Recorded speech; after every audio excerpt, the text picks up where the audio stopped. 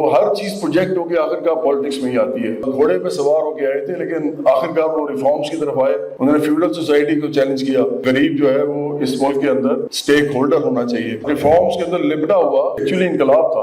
اب وہ Peoples party تو نہیں رہی جو ذوالفقار علی بھٹو کی تھی، لیکن پاکستان میں جو پروجیکٹ کیا جا رہا ہے نا، وہ ریئلٹی بیسڈ ہیومن ایشوز کے بجائے متس کو پروموٹ کیا جا رہا ہے. ثقافت جو ہے اس کے اندر عورت جو ہے اس کو ہمیں کنٹرول کرنا ہے. اگر یہ عورت آزاد ہو گئی تو یہ تو ہمارا پورا کا پورا جو ٹریڈیشن ہے وہ بدل جائے گا، ختم ہو جائے گا. ہم تو معاشرے کچھ اور بن جائیں گے. فلم کو بھی دروازے سے باہر پھینکنا چاہتے ہیں، اب موسیقی کو بھی پھینکنا چاہتے ہیں، اب ڈرامہ کو بھی پھینکنا چاہتے ہیں، اب سارے آرٹ فارمز کو پھینکنا چاہتے ہیں. انسان تو ہوتے ہی برابر ہے نا. تو ہم نے پھر آگے بائیفرکیشنز کی ہیں. اگر آج آپ کو صرف میں ایک بات بتا جاؤں، اس معاشرے میں عورت کی سوشل پوزیشن کیا ہے، اتنی امپورٹنٹ بات ہے. ہم ہمیشہ یونٹی اینڈ ڈائیورسٹی کی طرف جائیں گے تو گرو کریں گے. ٹالرنٹ ہو آپ، پیسفل ہو آپ، کائنڈ ہو آپ، افیکشنیٹ ہو، but towards society in general and to the people living in this country.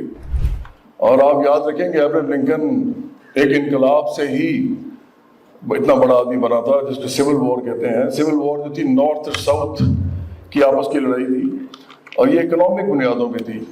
یہ بیسیکلی ایک فیوڈل سوسائٹی تھی ساؤتھ میں، اور وہاں پہ سلیو بیسڈ اکانومی تھی. اس کو چیلنج کیا تھا نارتھ نے کیونکہ وہ انڈسٹریلائز ہو رہے تھے. تو بیسیکلی تو اس کی بیسس جو تھی وہ اکنامک تھی. یہ اکنامک فائٹ تھی. لیکن اس کو پھر آف کورس ایک سپر سٹرکچر ہوتا ہے پالیٹکس جو ہوتی ہے ہمیشہ. تو ہر چیز پروجیکٹ ہو کے آخرکار پالیٹکس میں ہی آتی ہے، چاہے وہ کوئی کلچر ہو، چاہے وہ سویلائزیشن ہو، چاہے وہ ریلیجن ہو، چاہے وہ اکانومی ہو، معاشرت ہو. وہ سارا کا سارا آخرکار ریفلیکٹ ہوتا ہے، پروجیکٹ ہوتا ہے اس کی پولیٹیکل سپر سٹرکچر کے اندر. تو وہاں پہ جب لڑائی ہوئی تو پھر سلیوری بھی ایبالش ہوئی، پھر امریکہ انڈسٹریلائز ہوا، اور اس کے بعد وہ سپر پاور بنا.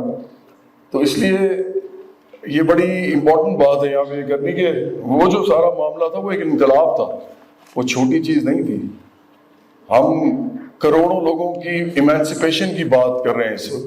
کروڑوں لوگ تھے جو سلیوز تھے، ان کو ایمانسپیٹ کیا گیا تھا، ان کو آزاد کیا گیا تھا. تو یہ چھوٹی بات نہیں تھی. تو کئی دفعہ اس طرح انقلابات آتے ہیں، کئی دفعہ باقاعدہ لڑائی کے علاوہ وہ ووٹ سے بھی آتے ہیں. جیسے ہم نے دیکھا کہ جب پاکستان کے اندر ذوالفقار علی بھٹو آئے اور انہوں نے آ کے تھوڑا سا ایک ریفارمز کا ایجنڈا دیا. وہ ریولوشنری گھوڑے پہ سوار ہو کے آئے تھے، لیکن آخرکار وہ ریفارمز کی طرف آئے.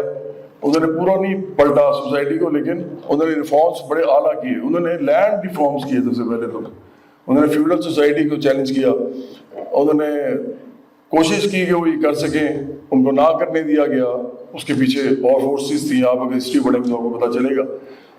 پھر انہوں نے کچھ انڈسٹریل ریفارمز کیے جو کہ اس کے بارے میں ڈیبیٹ ہو سکتی ہے وہ صحیح تھے یا نہیں تھے.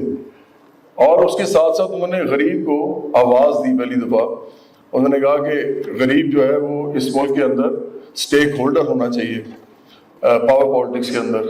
تو یہ بھی ایک میں سمجھتا ہوں کہ کافی بڑا یہ ریفارمز کے اندر لپٹا ہوا ایکچولی انقلاب تھا. آج بھی اگر پاکستان میں بات ہو رہی ہے اس وقت، اب وہ پیپلز پارٹی تو نہیں رہی جو ذوالفقار علی بھٹو کی تھی، لیکن اسی کی لیگیسی لے کے بہت سے لوگ چل رہے ہیں. اور لیفٹ اور سینٹر کی جو بھی پالیٹکس کرے گا وہ ذوالفقار علی بھٹو کی جو ویلیو ایڈیشن ہے ہماری سوسائٹی کے اندر اس کو نگیٹ نہیں کر سکتا، ریفیوٹ نہیں کر سکتا. ان کے سارے جو آرگومنٹ ہے ٹوٹلی نہیں کر سکتا. تو اس لیے میں صرف یہ کہوں گا، آج میں یوسی پہ آیا ہوں، یہاں آرٹ کی بات ہو رہی ہے، یہاں ڈرامہ کی بات ہو رہی ہے، یہاں فلم کی بات ہو رہی ہے، یہاں موسیقی کی بات ہو رہی ہے. اور یہ ساری جو اصناف ہیں یہ بیسکلی صرف اس معاشرے میں چل سکتی ہیں، بن سکتی ہیں، آگے بڑھ سکتی ہیں جس معاشرے میں ٹالرنس ہو. آپ ذہن میں رکھیں کہ آخرکار ہمارا ریلیجن، ہمارے فیتھس، ہمارے کلچرز اور سوسائٹی کے اندر جتنی ویلیوز ہوتی ہیں، جس طرح ہم کہتے ہیں سچ بولنا چاہیے، جھوٹ نہیں بولنا چاہیے وغیرہ وغیرہ، آخرکار یہ میتھس ہوتی ہیں. یہ میتھس ہیں سب. اب وہ میتھ کسی کو کوئی اچھی لگتی ہے، کسی کو کوئی اچھی لگتی ہے. یہ میتھس کیوں ہے کیونکہ اگر یہ متس نہ ہوتی تو سارے ایک ہی کو مان لیتے نا.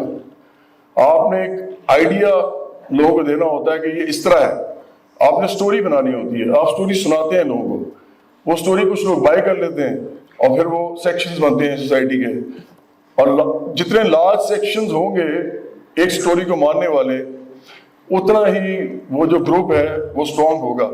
جتنا زور سے اس سٹوری کو مانیں گے اتنا ہی اور زیادہ وہ گروپ جو ہے وہ اس کے اندر کوہیسو ایلیمنٹ پیدا ہوگا.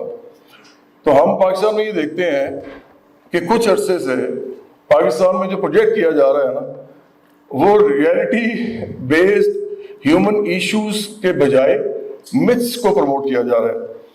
ہم جب بھی بات کرتے ہیں ہم آخرکار اس پہ آ جاتے ہیں کہ ثقافت جو ہے اس کے اندر عورت جو ہے اس کو ہمیں کنٹرول کرنا ہے, جو مرضی ہو جائے.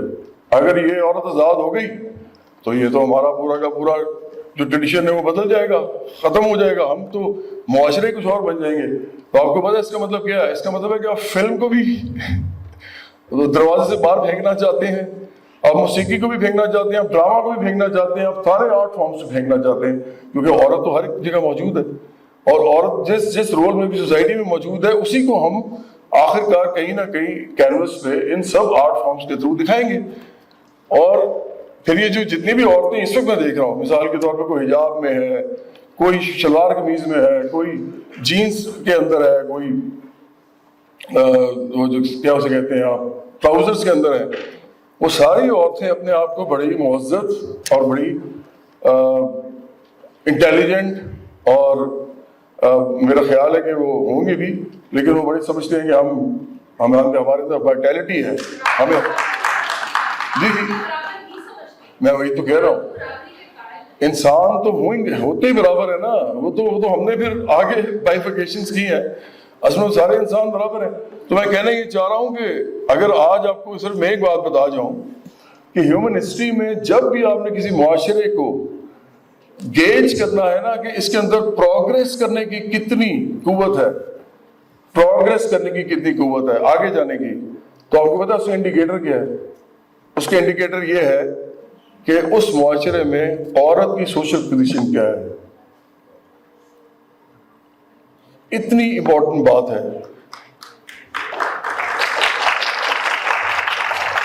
اس سوسائٹی کے اندر جو لوگ بھی پروگریسولی سوچتے ہیں, جو لبریٹ ہو کے سوچتے ہیں ٹریڈیشن سے, اور وہ میں پھر کہوں گا ٹریڈیشنز اور فیتھس اور ریلیجنز اور کلچرز کے اپنی ان کے اندر خوبصورتی ہوتی ہے, افادیت بھی ہوتی ہے, ان کی ویلیو بھی ہوتی ہے, اور میں سمجھتا ہوں کہ ان کی امپورٹنس بھی ہوتی ہے, سب کچھ ہوتا ہے.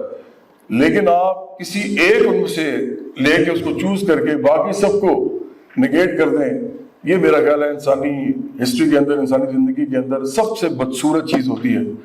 ہم ہمیشہ یونٹی اینڈ ڈائیورسٹی کی طرف جائیں گے تو گرو کریں گے. ہم صرف اور صرف ایک ہی طرح سب کو ہوموجنس ایک ماس آف پیپل بنا کے گرو نہیں کر سکتے, اور یہ ہسٹری کا فیصلہ ہے, ہمیں اس کو ماننا ہے. اگر تو پھر ہمیں ادھر progressive thought, liberal thought, liberal نہیں, مطلب میں یہ نہیں کہہ رہا کہ کوئی مادہ پیدر آزاد ہو کے جو کرنا اس کا دل کرے وہ کپڑوں کے بغیر پھرنا شروع کر دے, میں یہ نہیں کہہ رہا. میں کہہ رہا ہوں کہ آپ ٹالرنٹ ہو, آپ پیسفل ہو, آپ کائنڈ ہو, آپ affectionate who towards not only individuals, وہ جو پیار محبت لڑکے لڑکی آپس میں کرتے ہیں, but towards society in general and to the people living in this country. بہت شکریہ, انشاءاللہ مبارک بھی آپ سے بات ہے.